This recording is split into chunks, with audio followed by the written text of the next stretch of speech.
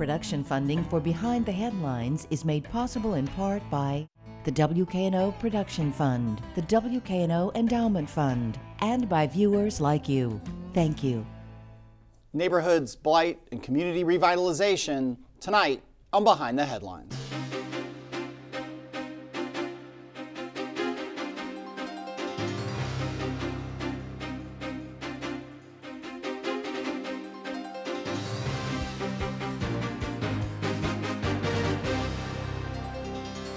I'm Eric Barnes, President and Executive Editor of the Daily Memphian. Thanks for joining us. I'm joined tonight by Rashawn Austin, President and CEO of The Works. Thanks for being here again. Thank you, Eric. Steve Barlow is President of Neighborhood Preservation, Inc. Thank you for being here again. Thank you. Marlon Foster is founder and Executive Editor of Knowledge Quest. Thanks for being here. Along with Bill Dries, reporter with the Daily Memphian. I'm going to start with you, Steve, and then we'll just kind of go through a whole range of interrelated issues. And you, though, we'll start with blight and the tools that you have fought for going back, in some ways, almost a decade. I think that you and I have talked about it, that we've written about it, that building a blight authority, building Neighborhood Preservation, Inc., lobbying at the state legislature for more tools to deal with blighted properties, abandoned properties, and so on. I remember talking about this during the financial crisis with you and the foreclosure crisis and the kind of swaths of empty homes. In that period you've been doing this, what has changed the most? And it seems like with Neighborhood Preservation, Inc. now and some of the tools you all have, what authorities and abilities do you have now and other organizations that you didn't have 10 years ago? Well, it's really been there's been a strong core of believers that things can be better in our community when it comes to abandoned real estate. The challenges that are present in every neighborhood are, unmarketable real estate, empty houses that no one wants to buy. So there's been a market problem in certain neighborhoods. There's a very large vacant lot challenge in the city of Memphis. A whole lot of empty lots where there used to be houses. The thing that I think has really grown in these years since we've first started getting involved, since I was first involved in the early 2000s, is that there's been a strong local coalition between government, private sector, philanthropy, and local neighborhood and community organizations to do something about the abandonment problem in our community. The market has certainly changed. The financial crisis resulted in even more abandonment of, especially of single-family houses, where mortgages that were doomed to fail did fail, and then resulted in empty houses and abandonment and bad maintenance. So in response to those challenges, what we've identified as a group in the community, the Blight Elimination Steering Team is the coalition that NPI, Neighborhood Preservation, Inc., convenes and has ever since for a number of years now. We focus on the policy areas of code enforcement, tax foreclosure processes, and land banking. And in those three areas, we're able to get involved by impacting policies at the local and state level, and also by getting programs and coordinated efforts that are related to those three areas those are the ways that you deal with abandoned properties in neighborhoods. All right, and we'll dig in on more of that, but I want to get Rashawn involved. And so The Works, we'll talk more about what The Works does through the course of the conversation, but in short, my poor summary of it will be that you all focus on affordable housing, low-income housing, education. You have a charter school under your purview, farmers market. You've been involved with getting grocery stores into neighborhoods that didn't have them. Talk about how blight impacts at the neighborhood level.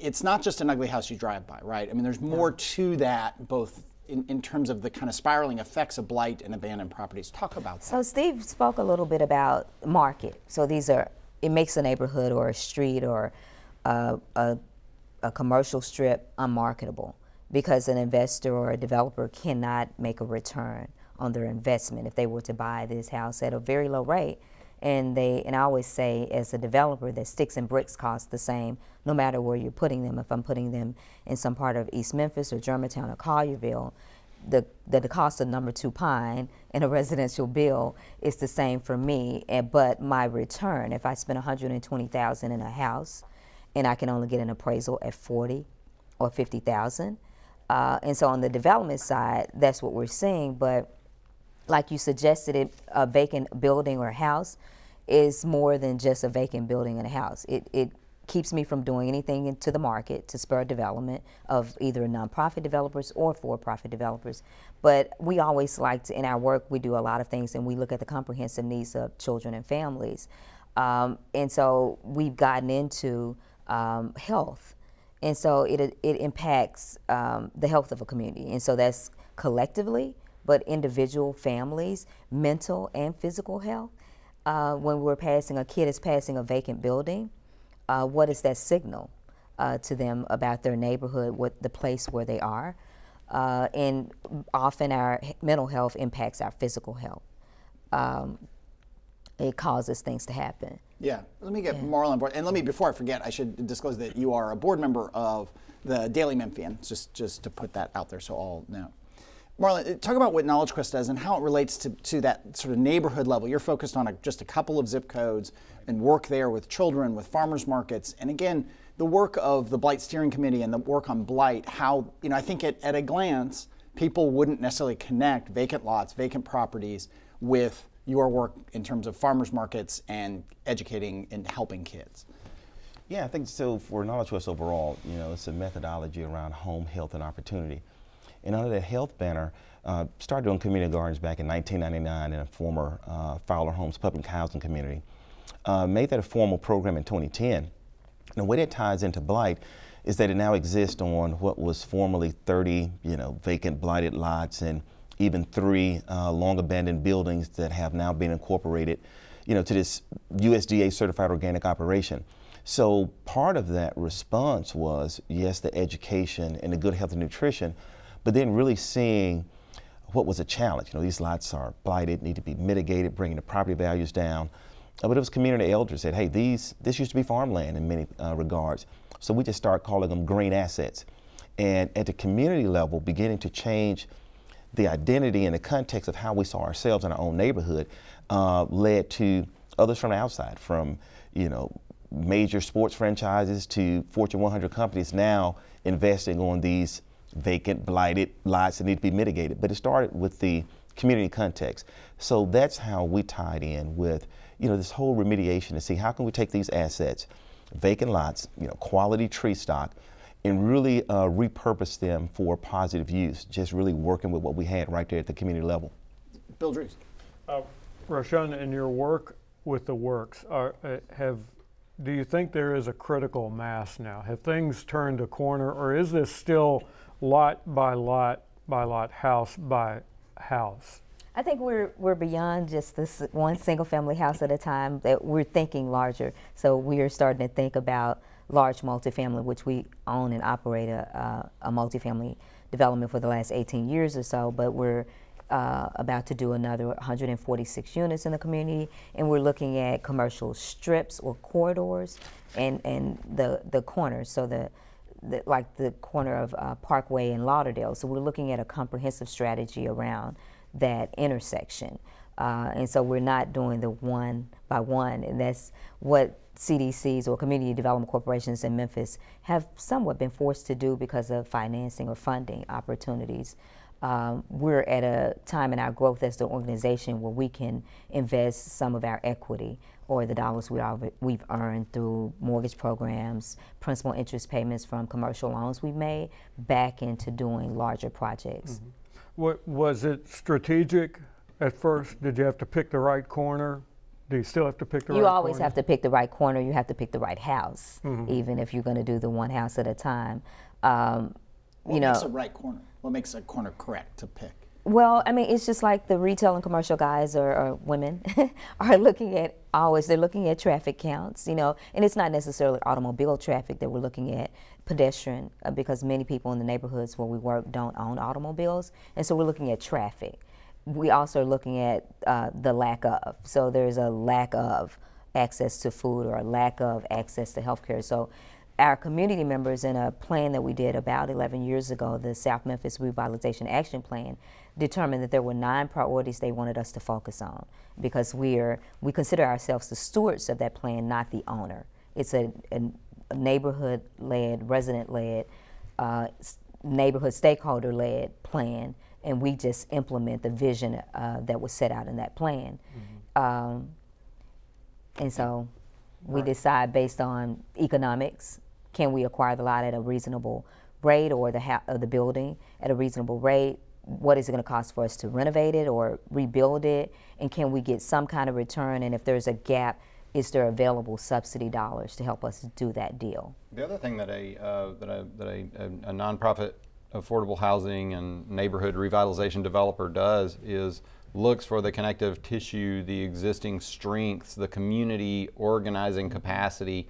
And that's why I think it's such a great example of what it takes to do community revitalization, to just look at, you know, Marlin and what Knowledge Quest does to build the community fabric. You know, people, kids, older folks, homeowners, renters, everybody has a place at this community garden, which Marlin's organization converted from abandoned houses and overgrown lots into a very structured, very attractive, you know, destination, really, in South Memphis.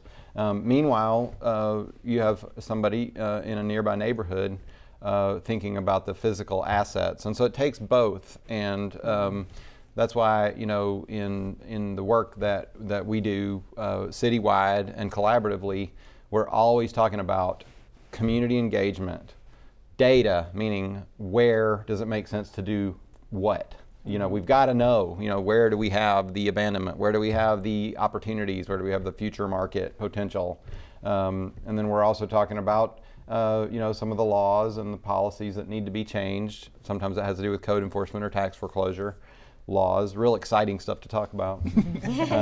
And then finally, there's a whole area of work around reclaiming and reusing property. We've got to think about, sometimes it's a specific property that's just holding us back. Sometimes it's a whole cluster of abandoned vacant lots in an area that, you know, but for those vacant lots, there could really, the area could really turn a corner or really be an asset. What can you do, though? So let's say there is that building in that neighborhood, and it's somebody like Marlin or Rashawn or someone else has got these great things going, but you go halfway down the block and there's an abandoned property. What are the tools people like you or anyone has to force that property owner to clean it up, to sell it, to do something?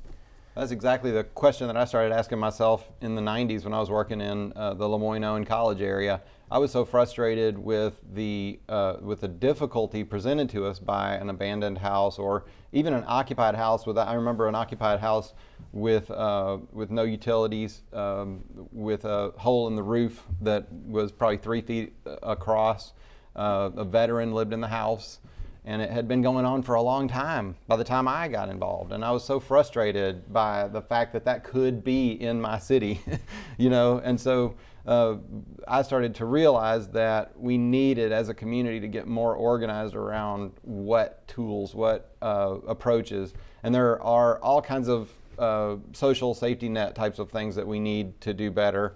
But what I focused on, and the tools that I've been working on developing, have been mostly the legal tools, because what I started to realize as I looked around the country at who was being successful at dealing with this challenge is that everywhere that people were having success, they had a coordinated, very high-level legal strategy. So they were using the building codes, they were using the property maintenance codes, they were using the tax foreclosure laws, they were using the lien foreclosure laws. So all sorts of legal tools. These tools tend to be sort of, they begin with property maintenance codes, and that's code enforcement.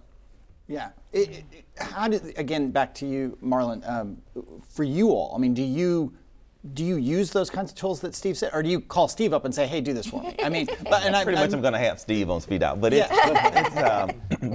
that's what's required. You know, there are 2 levels of policy, if you will, at work. There's our formal policy, and of course I'm going to pick up the phone with Steve to have MPI to have this to use that term again, Rashawn referred to, is kind of steward of the process, someone that has a handle, you know, on the legalese and being able to activate and execute quickly.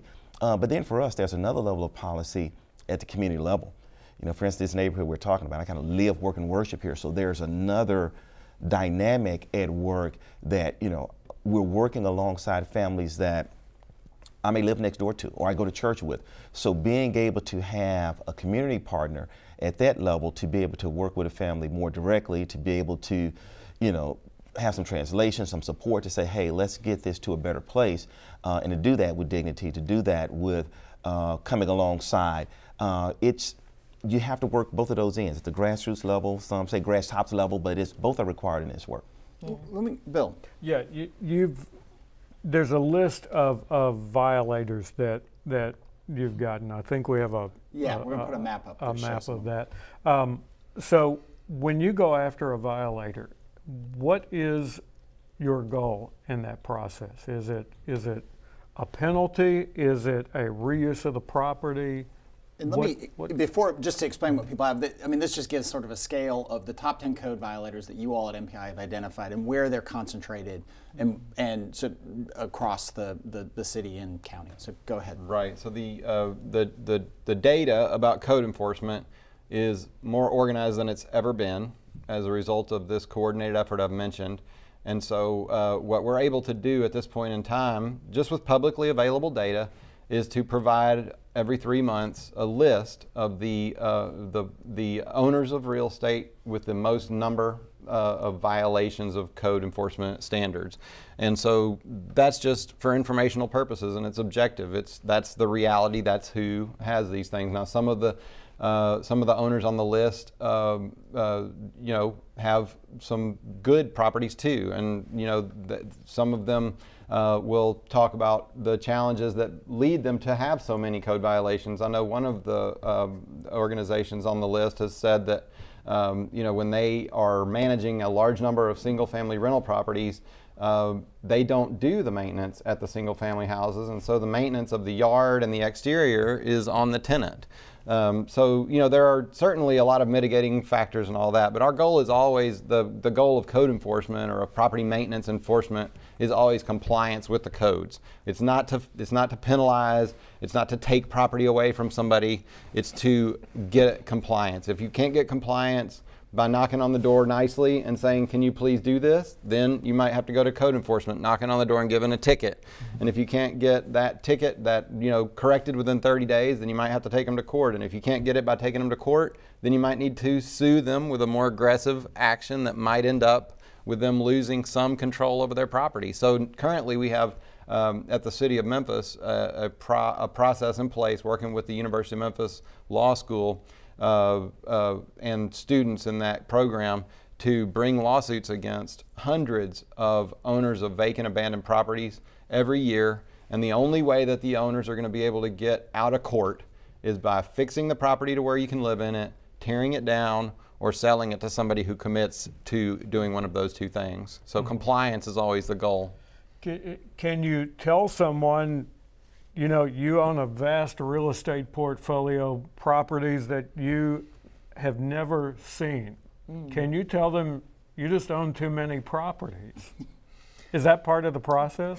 I don't know if that's the American way. We like to tell people that, I think, but we don't want to infringe on people's personal right to own property. I think we just want them to do better in the neighborhoods where they have distressed neighborhoods already, where they have properties that have code violations, because often when they own lots of real estate, they have places, like Steve mentioned, where their real estate is great. You know, it fits within the standards of those neighborhoods where it's located. So then how do you get them interested in their properties in Memphis, Tennessee, a place that they may not have ever visited, may not have ever seen, may not have ever thought about, that's just an address in their portfolio? So Steve is the legal side, and so Steve, Marlon, and I have worked together for more than 2 decades. We're very youthful, but we've been in this business since the 90s. And we are very interdependent in our work. So he can do the legal side, and Marlon is a minister, so he's going to be the good cop. I'm going to be the bad cop. And so we tend to, grass tops, grassroots, we organize neighbors and we educate them about their rights around code violations. You know, you have a right to report this. This is not acceptable in your neighborhood. So I get more into the shaming aspect than Steve would. And Is I that do effective? it is. I do it in I don't do it single by myself. I do it with neighbors. That this is absolutely unacceptable in your neighborhood where you live, property owner, and so it should be unacceptable in the neighborhood where me and my children live. And does that include, and then I'll go back to Bill, does that include, I mean, as Steve alluded to, sometimes it is the tenant who is responsible. So is there some of that or no? Of shaming the tenant? I mean, I hate to say it that way, but yeah. Not shaming the tenant, but actually I'd rather educate the tenant. And sometimes you leave the tenant out of it because you don't want them to be penalized by the landlord. And they're afraid. They may not have anywhere else to go. So if you can't find them somewhere else to go, you kind of keep them out of it. It's more about the neighbors around that you're reporting. You have access online to 311, so you're reporting through the code violations to the city of Memphis. You're calling. You're saying that's unacceptable. Sometimes it's more aggressive. It's you pushing your mower over into that yard. It's doing neighborhood cleanups. And so, Marlon, on the good cop side, you show them all of the community work that's going on, that this is more than a collection of addresses, I would imagine. Yeah, I mean, it's very tactical. You'll see one of our primary colors is green. So you'll see every time we have a fence or a standing seam roof, that we're communicating by color, we're communicating by design. You go by St. Jude, you see the same tone, so it's the same type of setup.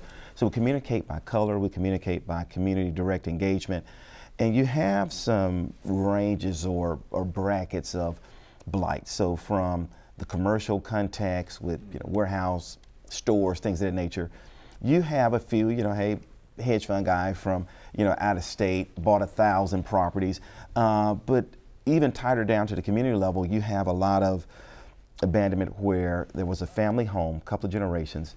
Children may have went off to college, did not come back. That house is there. The parents are deceased. We have some reverse mortgage nightmares.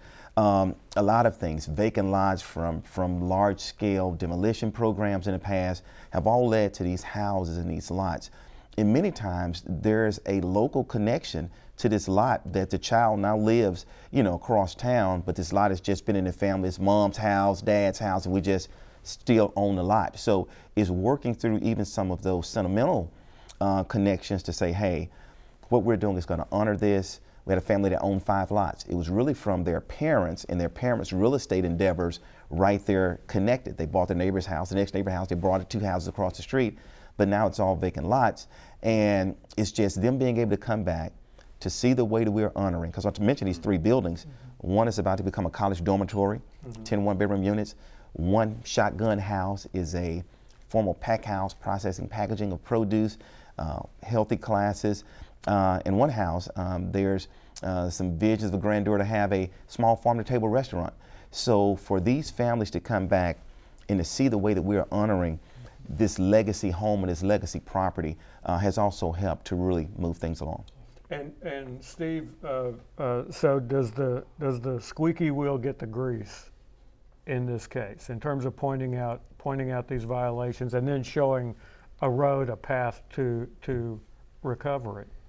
Well, the best approach in code enforcement is to have a systematic approach with categories of type of enforcement. For example, if you have very low population remaining in a certain part of town, a certain neighborhood or a certain census tract, and very low investment, low population, then there's sort of a lower response required.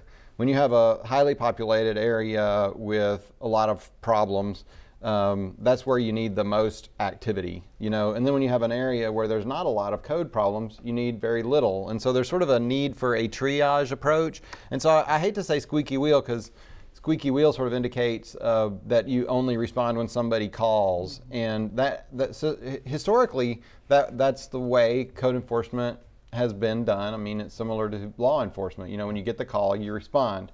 But what our code enforcement office has been moving towards, and with the adoption of the new International Property Maintenance Code in December, and with some new ideas coming up on how to handle rental properties in the city of Memphis coming this year, we're thinking systems. How do we do it smart, the right thing at the right time at the right place? And so we're trying to move away from squeaky wheel, although, yes, when people get organized and say, we're not going to put up with this property looking this way anymore, that helps a lot on the enforcement side. But just a minute left. The impact of hedge funds and we've alluded to it, but one of the big outcomes of the financial crisis, hedge funds and other big investment companies bought up thousands, tens of thousands of single-family homes across the country and rent them out.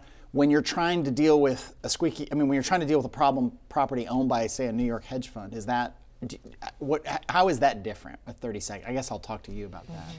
Raise the cost of doing business in the city of Memphis for somebody who wants to own a lot of rental properties. They're allowed to own them. We can't do anything about that, but we can make them we can hold a standard for the city of Memphis, and if you're going to do business here, this is how you do business here. Raise the cost in the sense of not just arbitrarily, but relative to upkeep and the issues you're talking about? That's right. If they're getting away with very low maintenance costs and they're delivering a product that's inferior, then... Right. Okay. Thank you all for being here. Thank you for joining us. Join us again next week.